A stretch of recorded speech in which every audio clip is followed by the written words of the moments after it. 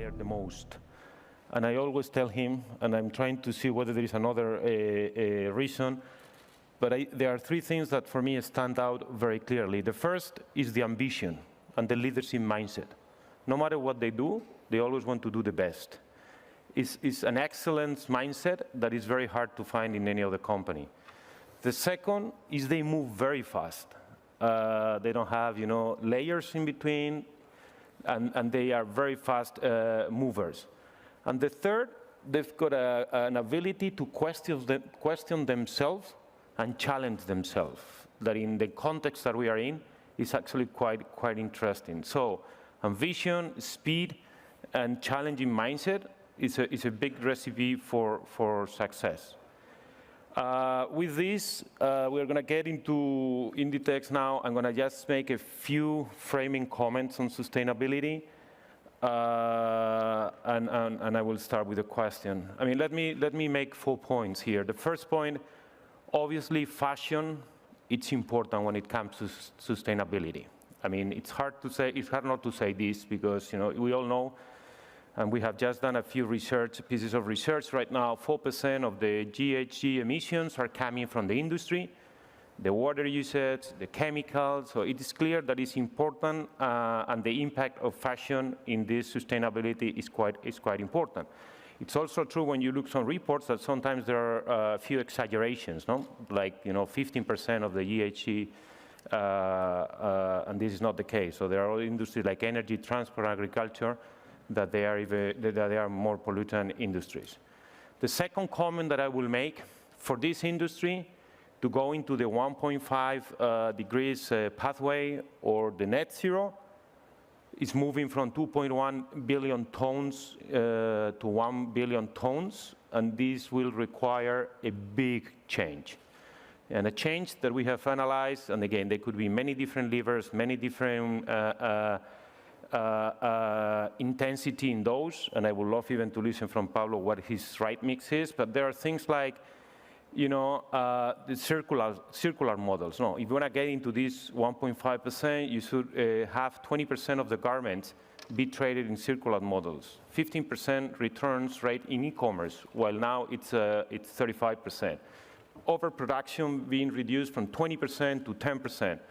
And the split between sea and airport and air transport, 83 now is sea, 17 air, to 90-10. So it's a big agent for this sustainability. Big things have to happen here.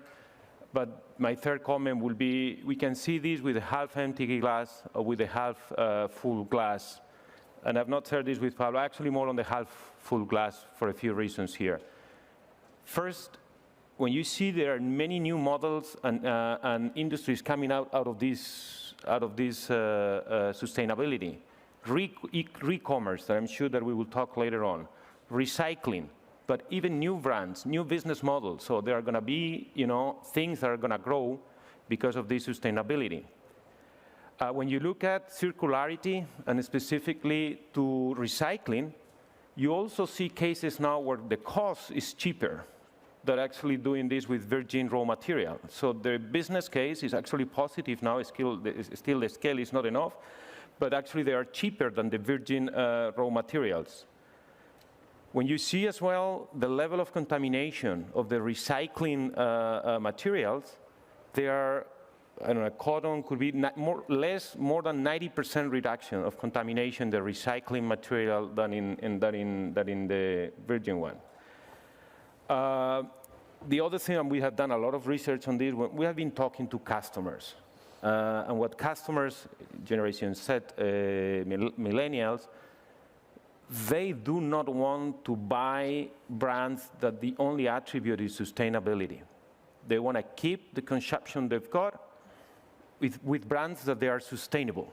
So, and that's actually an important thing to do. We're asking whether you will buy and consume, and they say yes if they are sustainable. It's not that I want to change my pattern on sustainability.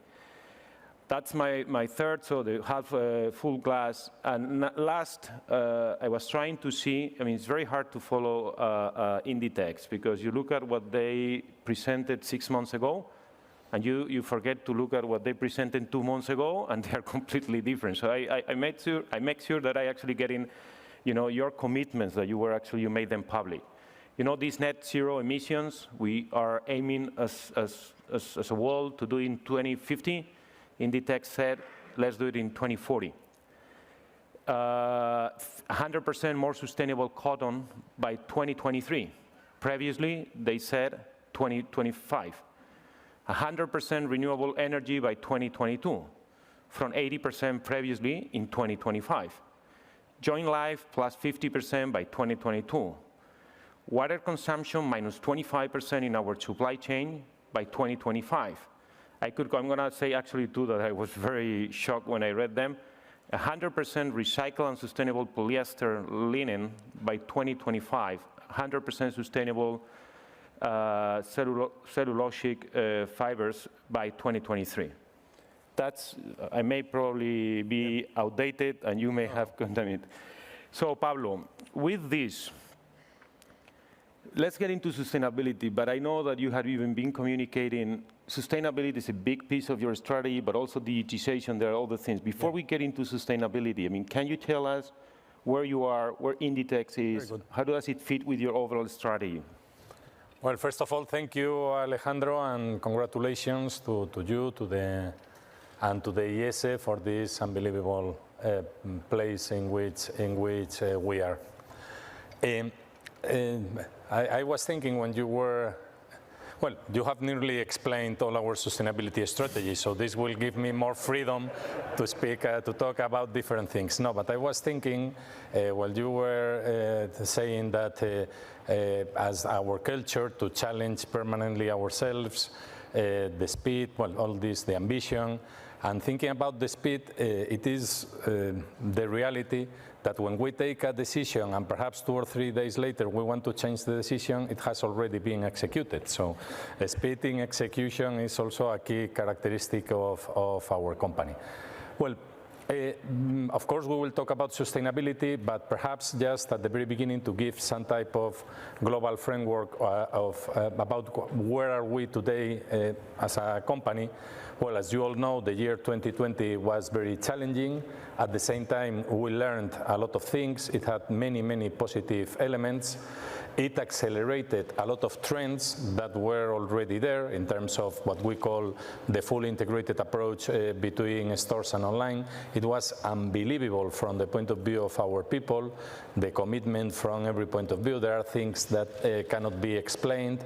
For example, at the very beginning, when we were putting all our logistic capacity at the service of the pandemic, bringing material and so on, you cannot imagine the commitment, or more talking about our business, when we were able not to reopen the store, but to access the stores in order to use that stock for our online orders, our online customers. Then we asked for volunteers.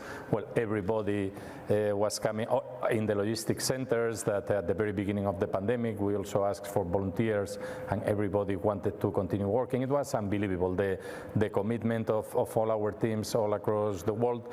And in terms of the business, it accelerated several trends that were already there. And the most relevant one is this digitalization, full integrated approach between stores and online. And by the way, talking about sustainability, I think something which is very, very remarkable is that all our sustainability targets for the year 2020, we achieved all of them, even with the pandemic, even with all the issues that took place during that years. We accomplished all of them, and those that, because being a percentage that it was possible to be above the target, we were above the target. But we achieved all our sustainability targets in the year 2020. If we think about our company today, of course, we have the essence of the company, which is our business model. You know perfectly our business model. We can talk about many things, but flexibility, ability to react during the season, very integrated approach between design, manufacturing, logistics, investing a lot in our stores, in our online operations. So this is the essence of our business model. And then there are two elements which are absolutely key when we think about our strategy. The first one has to do with digitalization and the fully integrated approach between stores and online. We began with Zara selling online in the year 2010, with Zara Home in the year 2007, then of course after 2010 with all the brands. And from the very beginning, for us it was key online to be completely integrated with the physical stores from every point of view. Of course, in store delivery, in store returns, then thanks to RFID technology, what we call full stock integration, also the product, the collections, the way they show the collections, well, from every point of view to be fully integrated. And this is a full reality. And for example, during the year of the pandemic, it was incredibly relevant, this idea of SINT, what we call SINT, stock integration. So this is the online orders that are served from the stock that we have inside the stores were more than 1 billion euros, 1.2 billion euros in the year 2020 of the pandemic, and being able to offer that product to our customers. And then we decided a few years ago to develop our own online platform. We call it Inditex Open Platform, that now is well, it's nearly 100% of the operations now are run through our own platform, and it gives us huge flexibility, scalability. It's totally adapted to our way of doing things. And the second key element regarding our strategy, so it's the essence of the business model, full integrated approach between stores and online, and then sustainability as the second key element regarding our strategic priorities. Our first sustainability plan was from the we approved it in the year 2006. It was from 2006 to 2010, and we were beginning to talk about the eco-efficient store. We were beginning to talk about many different things. But what was a huge change was in the year 2019, and we wanted to do that at the shareholders meeting, so in a very formal way and showing the commitment of the company. We announced very ambitious targets regarding the fabrics, regarding the raw materials, in terms of being fully sustainable in the year 2025 with cotton, with linen, with polyester, and of course, since then we have continued this advance. Sustainability for us is a key element in all the different areas of our activity. It is clear also that it is something that you cannot change from one day to another, but when we announced in the year 2019 all these very serious commitments, it was very clear for all the suppliers, for all the industry, for all the sectors, that Inditex was extremely serious about that, extremely serious about moving to become a very sustainable company. And internally, it is unbelievable, because this is not something that we decide at the top of the company. It's something that is coming from our people. Several years ago, we could say mainly young people, but now sustainability is absolutely intergenerational. I think it's people of every age in the company. In fact, when we announced this commitment in the year 2019, it was with a huge difference, because we always send the relevant news to all our employees in the world with the app that you have in your smartphone. And then you can make comments or put a like, no? And this was with a huge difference, the news with the highest number of comments, likes, because everybody wants internally also our company to be sustainable. But this commitment about the fabrics, the manufacturing process, what Alejandro was mentioning, because in this shareholders meeting we made some additional commitments. We anticipated the dates for some others, and these commitments for us is absolutely key, and we perfectly know, and this is something we are totally aware, that we are a very relevant company. We can move things not alone, because this, when we talk about sustainability, it is clear that however relevant can be a company, alone it is impossible. It needs the action of many different stakeholders and governments, but that we have, let us say this way, that we know that we have an extra responsibility because of our ability to change things from many different points of view. But this is something which is, I would say, all our teams are enthusiastic. It's extremely motivating. So on one hand, as many other things, it's challenging, but at the same time, it's something which is extremely motivating. Becoming I could say, year after year, a more sustainable company, being in our sector with a big difference, I can say leaders from the point of view of sustainability, and always seeing things that, for example, you were mentioning polyester. I was, the other day, I was with the team, and for example, polyester today, more than 25 is already recycled. This was anecdotal 3 years ago. So this, of course, technology is very relevant. There are things that today are not possible because there is not yet the technology there, but this is something that is going to evolve very fast, very quickly. Of course, we are also trying to support the startups. We are working with the MIT, with many Spanish universities, also trying to generate these technologies. Well, there are many, many different areas from every point of view, everything which has to do with sustainability. And for us, it's something absolutely essential, a key element, a key part of our strategy, and with the whole company working in this direction, beginning with the design. Well, it's the whole company working in this direction. Thank you, Pablo. As I said, make very complex things very simple. He explained in 5 minutes things that seems to be very simple, very complex, but he made it actually quite simple. I'm actually replicate your model probably tomorrow. One question, Pablo, because I mean, this is happening, as you say, it's affecting many areas like employees and the purpose. But how do you think sustainability is going to change the industry? How this sustainability will change? And what has to happen? I mean, from the customers or for the brand's point of view, what has to happen for sustainability be successful? Yeah, well, I think, I think for me it's very clear that the relevant companies such as our company, we need to be, I don't know how to say, but perhaps to be moving the whole sector in this direction of sustainability. Because you cannot be as demanding when you think about a company such as Inditex or when you think about a small company or medium-sized company with less resources. That is why it was so relevant what I was saying before when we announced all these public commitments and the suppliers of raw materials, the manufacturing suppliers, they know how serious we are.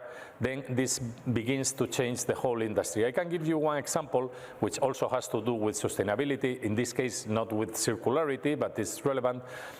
Several years ago, Greenpeace, they began with a campaign that was called Zero Discharge, and we were totally committed to the campaign. And then one of the areas in which we were working was what we call the list by Inditex, and it was a list of substances that the chemical products used in our manufacturing process could be we authorized or we didn't authorize, no? And then we began to work with the chemical companies. At the beginning they were not skeptical, but they were not putting all the resources, well, but seeing that we were so serious about this, it was more and more the case, and now this is becoming an industry standard, which is something, so this shows also this power of transformation that we can have from many different points of view. And we are working with many stakeholders in all the different areas at every level, I would say. Technology also is something very relevant. For example, what you were mentioning, one of the commitments about water consumption, that we have a very explicit commitment now for the year 2025. The year 2025 seems very far away, but is, I mean, it will come very, very soon. And here, technology with laser, well, technology needs to continue helping a lot in terms of circularity, because now there are some issues when the products have different type of fabrics.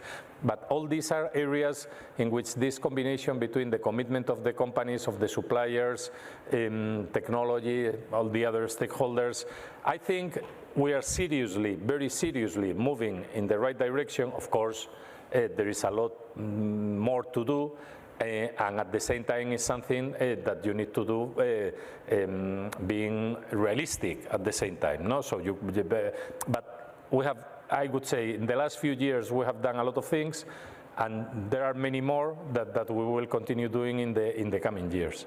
And what would be, again, you are clearly leading, walking the talk. But what will be the big challenge? It's not an easy industry. It's fragmented. It's global. Suppliers, they've got the size that they have. You've got competition. So what, from your perspective, what will be the big challenges for this industry to reach these targets? No, the ones I am mentioning, I would say, and it depends, for example, for us to have more sustainable raw materials is something that is totally dependent on ourselves. In terms of circularity, as I was saying to you, it's also technology that needs to go in this direction. It's something that I couldn't commit today to a certain percentage without having the technology. Then it's very relevant when there are things done at the industry level. For example, there is one initiative which is the Fashion Pact. We belong, of course, to this initiative, and this is also to give the possibility of not so big companies to have access to all the information, to all the know-how that the relevant companies we could have. So, well, there are, I would say, challenges. There are many elements, but I think what is very relevant is how seriously we are moving in this direction. That's clear. By the way, just a reminder, if anyone wants to ask questions, I was even provided here the questions, so you can do this through online. Pablo, many people talk about this re-commerce, the importance and the relevance, or let me even before this about the consumer. Let's talk about consumer, because sometimes we talk very internally, no? We are inward looking, and in the end, my feeling is consumer is going to drive changes, no? When you look at your consumers and you see, what do you see from them? What are they asking you? Yeah, I would say the consumers, of course, you cannot be, if you as a consumer, you cannot be an expert in sustainability regarding every sector, regarding everything you do. But it is more and more the case that you are conscious about sustainability, about emissions, about that we need to take care of our planet. So, and consumers are more and more conscious about that. They don't need to be expert about this or that, but they are more conscious about that. We introduced, you were mentioning before, we introduced in the year 2015 this label that we call Join Life. It is an internal standard according to which we characterize a garment as Join Life. It depends. It could be care for water, care for fiber, care for planet, depending on if it's, for example, recycled or organic, or it has been manufactured using less water. And we explain, so you have the label, Join Life, and we explain why this garment is Join Life, 100% recycled polyester, or I don't know, 25% less water consumption, whatever. We explain why this garment is Join Life. And we have the feeling that this is something quite appreciated by our customers. You were mentioning that for next year, our target is that more than 50% of our total garments will be Join Life. Last year, we were talking about 35% of our total garments being Join Life. This is, for example, something very, very relevant. And we have the feeling that our customers appreciate that. So I would say that customers more and more will have in mind if this or that company pays attention to sustainability, so without needing to be an expert in every aspect related with sustainability. For me, it's also very relevant from this point of view, this idea of, in a sense, external standards. If I think about the Dow Jones Sustainability Index or other standards, to have a more objective approach to why this company can say that it's sustainable or not. Not this, to have more and more ways to measure this sustainability here. There is also well, regulation and transparency. When you think about labeling, it could be also very, very relevant. Well, I think that customers clearly are paying more and more attention to sustainability, and at the same time, as I was saying, well, probably if they don't like the product, of course they are not going to buy. But if they like the product, they see that it's sustainable, or they will discriminate more and more to buy in companies that they consider that pay attention to sustainability. Good. I'm going to mix with questions from the audience. One is about circularity as a key enabler. The question is, what is Inditex, or what are Inditex's key targets and also initiatives to achieve this circularity? Well, I was saying, in terms of circularity, it's very difficult at this stage to give precise targets as a percentage of garments, because there are areas in which you don't have yet the technology. In terms of the fabrics, the raw materials that you are using and being sustainable, here we can have very specific targets. And we have, as Alejandro was mentioning, 100% more sustainable cotton in the year 23, or for the year 25, linen, polyester, and many, many other raw materials. But when you think about circularity, it's an area in which it is very difficult. Today, I was mentioning, for example, more than 25% of the polyester we use is recycled. So circularity is key. What are we doing also in terms of circularity, apart from what we are talking about the targets? We have what we call the Take Back program, that is now available all across the world in all our stores, and not only in the stores, also online in several cities, well, in Spain, in Paris, in New York, in China, through this Take Back program, we talk about reusing. So we have these containers in the stores, and not only in the stores. You can give us not only our own garments, but whatever garments you want, and then we have agreements with NGOs. In Spain, it's mainly with Caritas, and then we give a second life to these garments. And by the way, in the process, we create social jobs. We are talking about more than 1,000 social jobs for their social stores, for reusing these garments. No? So we pay attention to reutilization of the garments, and then of course we are more and more working in recycling. We are also working more and more in trying to find new fibers of different origins. We have the Inditex Sustainability Hub, so we are working with many startups. We are working with the MIT and with the Spanish universities, trying to find projects that would mean a difference from the point of view of circularity, from the point of view of new garments.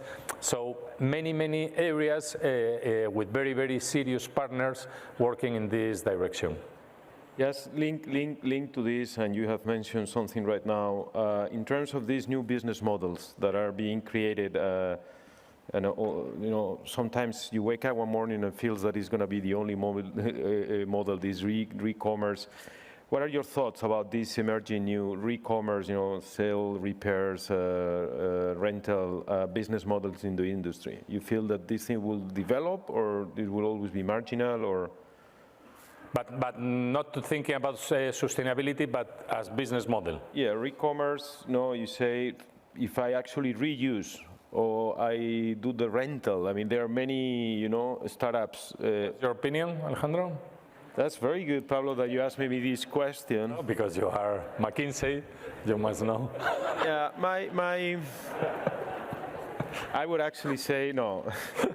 No, I would. My opinion is that, as I said, I think I always start from the consumer, and the consumer says, I want to use what I want, what I like. I want to actually, if I have a party tomorrow, I want to have it, and I want to make sure that it is sustainable. Now, I think that this will be a niche. There will be something there.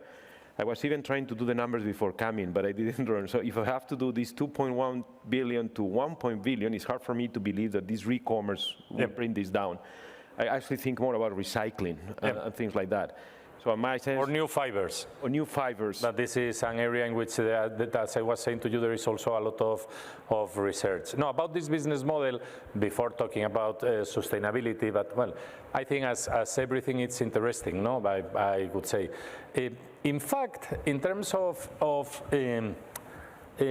because I would say that in general terms, most of the people, so in terms of your clothes, typically, it's like in families, that it goes from one brother to the other, or from the mother to the daughter, So you tend to reduce garments, and then now, of course, there are these platforms. Well, I think everything is interested. We have preferred to have this Take Back program working with NGOs, having this social impact, which is very meaningful. very meaningful, and we also offer this possibility when you order online. If you want to give back something, not all across the world because this is complex, but we are offering this in Spain and in China and in several relevant cities in the world, that if you want to give back garments, and then always with this idea of with an NGO having this social or donating or selling in the social stores of the NGO. But I think all these initiatives also can be interesting. But as you were mentioning, Alejandro, I think of course it's the raw material itself, the manufacturing process, which is extremely relevant, but then circularity that is becoming more and more, and well, technology needs to help for this to be not 25 but 50, 60, or with other fabrics to be 20, 30, 40%, and also new fabrics. Some of them fabrics coming from forests, fabrics coming from, I don't know how do you say in English, algas. Algs, no, I think. What you've got on the seas. So this new type of fabrics that, and as I was saying, we have the Inditex Sustainability Innovation Hub. We are working with many startups, and many of these projects will fail, because this is for sure, but some others could become relevant and could be, well, we already have new fibers, for example, Tencel, Lyocell. No, there are all these initiatives about new fabrics, and of course technology, circularity, water consumption. Technology is helping a lot. That was another big element from the point of view of our sector. Well, I replied well then. yeah.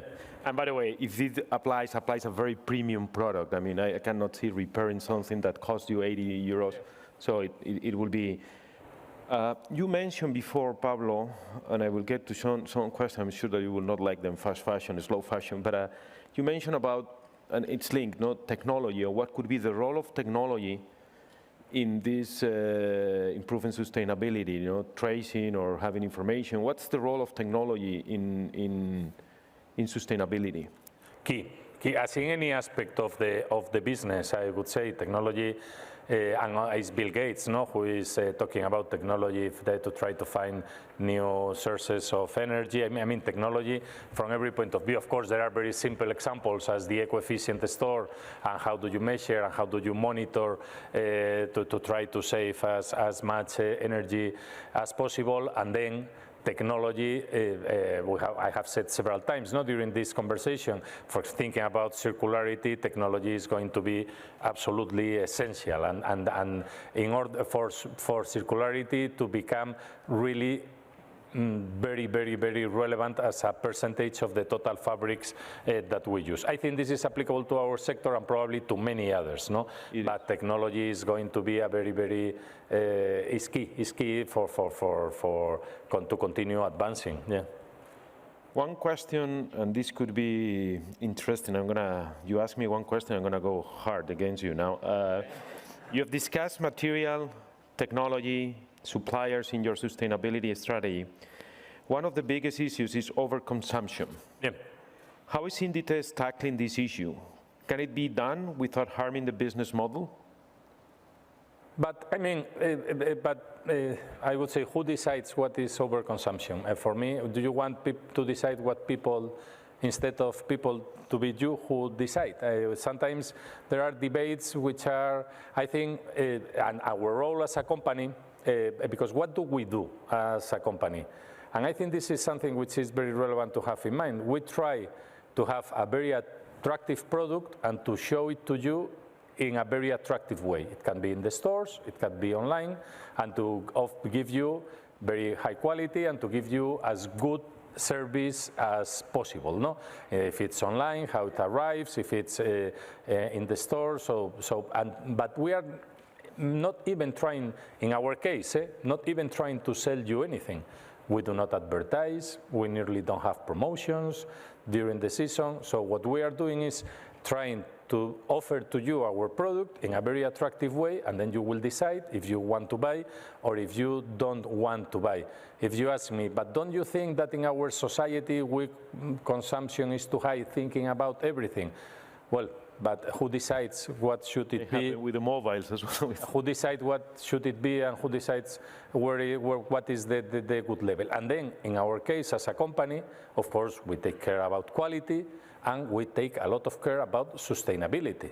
A lot of care about sustainability, and whatever standard, I would say external standard, we are always extremely well rated. In fact, you were mentioning this Harvard Business Review recognition as the best CEO in the world, and they were both years, of course it had to do with the financial performance of the company, growth, blah, blah, but at the same time they were putting a lot of attention on the ESG elements in our company. So because they were making a ranking that was a combination of financial metrics and then ESG standards. And when we were making this recognition to Inditex, they were putting a lot of emphasis on how well ranked we were regarding the ESG standards. So we as a company are acting with a huge commitment regarding sustainability and offering our customers what we consider is an attractive proposition. So at the same time, for example, we never have non-sold garments at the end of the season, and very few promotions during the season. It's something, so we don't have at all the feeling that we are trying. Sometimes I say that what we are doing is offering to our customers, but we are not trying to sell you anything. I remember many years ago, because of course we have many million followers on social networks, more than 200 million, so it's an incredible way to communicate with our customers, but we are, compared to any standard, we are not particularly active. And at the very beginning of online with the newsletters, I remember having a meeting, this was in Fidelity in Boston, with, and there were a group of portfolio managers, and then instead of talking about the quarterly results, we were analyzing the online, the web, and everything related with the web. And one of the portfolio managers, she was a woman, and she was, we were talking about this, and that we were always with our customers, let us say this way, very respectful, never trying to sell you anything. Happens the same in our stores, and we were replicating that. And then in the US, which is very active market from the point of view of marketing, promotions, and all these things, this woman, she was saying to me, yeah, Pablo, but sometimes I even have the feeling that you don't care about me as a customer because you are not sending me newsletters, because we want to be very respectful. And then this is something that is totally in our mindset. We have never been pushing. It is more, we offer you the product and we try this to be attractive, and of course today very sustainable, and you take the decision. I have to say this is true. The first time, very smart, went to see him, Pablo, but you need to identify, personalize, Alejandro. We are not selling here. We are putting the right product here, and they will choose. I was telling, but look at your web page. He kicked me out of his office, in 5 minutes. No. You didn't get it, actually. We are not. This is something very important, and this is not exactly about sustainability, but this is something very, very important from the point of view of the strategy of the company. What you are mentioning, Alejandro, about the web is something important, because our web has two components. Of course, one is online sales, but the other one is because we have millions of customers seeing the product online, but then they prefer to go to the stores, or sometimes they come. Well, this type of behavior. And then, for example, you could say, but why don't you personalize the web? You could sell more. Yeah, but then we are not showing the image that it is not, technically it's very easy. We could do this and it's personalized, so it is not, but then we are not transmitting what we want to transmit. We want to transmit the concept, and you to feel comfortable, you to explore, because you could be wanting to buy online, but you could be wanting to see the product online and then to buy in the stores. So that is why not everything that you could see online in other type of businesses or in other type of products or of companies is exactly applicable to ours. I know that we are running out of time, but there are so many questions coming in. There, just last one, if you are okay, Pablo. Sure. I actually... Typically, you say this, and then it's the most difficult, and you say, well, we should have said that there was not more time. No, no it's... Yeah, you know me, so... No, it's... it's interesting. A lot of discussions we are having with many clients, not in the industries, about whether this thing will happen or will not happen. And there is some... I was in a board the other day. They push hard, not because they thought this way, but what are you telling me this is going to happen? If it's only pushed by Europe or developed markets, not developing markets, this thing will not happen because it will create a big difference. So there is a question, and again, related to this, also Inditex to have worldwide footprint, and we are present also in countries that seem to pay less attention to sustainability issues like China. What a company like Inditex could do to push these countries to adhere to it. And I will probably think about it, but also think about how do you see sustainability in your industry, between the difference between emerging market, not emerging markets, I mean, this global. Well, yeah, I would say two things, no? And it has to do with things that we have been talking during this conversation. We are a relevant company. We can be a significant, let us say this way, I don't know, force in the right direction. So, and we are trying to do that, but at the same time, we alone cannot change the world. That is for sure, no? And then what we are doing is when we have our commitments are worldwide. So if we say all our stores are eco-efficient, all our stores in the world are eco-efficient. They could be here or there. Or when we have this commitment about our fabrics, this is applicable to our fabrics all across the world. Or when we talk about any aspect, we talk about of it globally. And this is our role, and this is applicable if we are talking about the list by Inditex I was mentioning before. This is applicable to our manufacturing process in all the different countries in the world. So and then there are these other initiatives, global initiatives. I was mentioning before the Fashion Pact, or there are many others. And then when you work with institutions, so. Of course, we want to play a key role in everything which has to do with sustainability, but at the same time knowing that this is something that we need to do between all of us, companies, NGOs, governments, and so it's a global effort of the whole world. Is this working, this cooperation, collaboration, regulator, competitors, value chains? How do you see this? I think in general, yes. I think, of course, everything can be better, and you were saying that our mentality as a company is also that, no? That everything can be better. So we are never satisfied with anything, but I think everything can be better. Very recently, for example, the European Commissioner for the Environment, he was in Spain, and he wanted to visit us in Inditex, and he spent a few hours with us in La Coruña because he wanted to understand what we were doing, and then in order, when we have European regulation, just to be close to the industry, no? Not to do things that are theoretical but not practical. Then these initiatives of the whole industry in things that have to do with sustainability, I think in general, yes, they are working. Of course, everything can be better, but at the same time, what I see, not only talking about us, and not only thinking about our sector, but for example, we belong as a company to the European Roundtable of Industrialists, that we are around 60 European companies, not in the financial sector. And well, in Spain, there are members, Telefónica, Iberdrola, Ferrovial, and us. And what I can tell you is that it is very clear in all these European companies, very serious commitment with sustainability. Each one in its sector, but it is very clear and it's very sincere. And then let us try to advance all together in this direction. Good. So first or last, sorry, apologies for those questions that we couldn't address. I'm going to put some of them over lunch. Okay. You, Pablo, always leave the feeling that that is short, but that's okay. Actually, scarcity is actually something that is good in this consumption world.